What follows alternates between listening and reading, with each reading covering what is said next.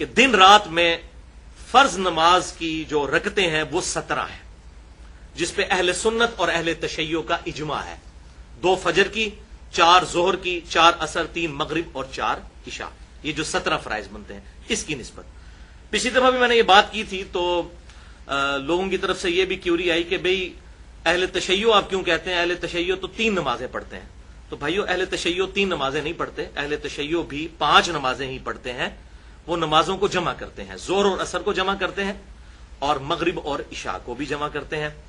تو جہاں تک سفر کا معاملہ ہے، بخاری اور مسلم میں درجنوں احادیث موجود ہیں کہ آپ صلی اللہ علیہ وسلم سفر میں ہمیشہ ظہر اور عصر کو جمع کرتے تھے اور مغرب اور عشاء کو، اسے ظہرین اور مغربین کہا جاتا ہے۔ لیکن ایک حدیث ایسی ہے جو صحیح مسلم میں 3-4 طرق اس کے آئے ہیں، انٹرنیشنل نمبر کے مطابق 1629 نمبر اور 1633 نمبر، جس پہ امام نووی نے صحیح مسلم میں باب بھی باندھا ہے کہ سفر کے علاوہ حضر میں بھی، عام حالات میں بھی نمازیں جمع کی جا سکتی ہیں۔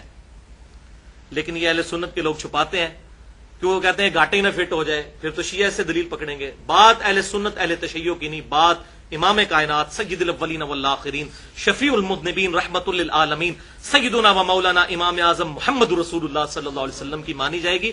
فرقہ واریت کی لعنت کو چھوڑیں، فرقہ واریت کو 3 طلاقیں دے کے 4 تکبیریں پڑھ کر دفنا دیں، تب یہ باتیں سمجھ آئیں گی۔ تو میں نے نمبر بتایا صحیح مسلم 1629 1633۔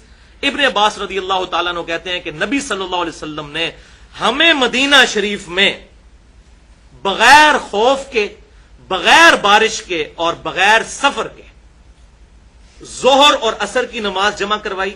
پہلے 4 فرض ظہر کے پڑھے، پھر 4 عصر کے جماعت کے ساتھ، اور پھر مغرب اور عشاء کی جمع کروائی، 3 مغرب کے فرض اور 4 عشاء کے۔ اب جب یہ انہوں نے بات کی ابن عباس رضی اللہ تعالیٰ عنہ نے، تو ظاہر ہے کہ آگے سب کے لیے پریشانی تھی۔ تو یہ حدیث جو تابعی بیان کرتے ہیں وہ ہیں سعید ابن جبیر رحمت اللہ علیہ، المتوفی 96 ہجری۔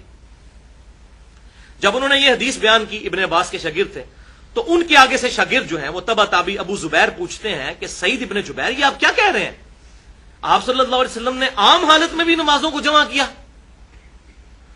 تو انہوں نے کہا ہاں، میں نے بھی یہی سوال حضرت عبداللہ ابن عباس سے پوچھا تھا کہ یہ آپ کیا کہہ رہے ہیں کہ آپ صلی اللہ علیہ وسلم نے ظہر اور عصر کو اور مغرب اور عشاء کو عام حالت میں بھی جمع کیا تھا، تو کیوں کیا تھا؟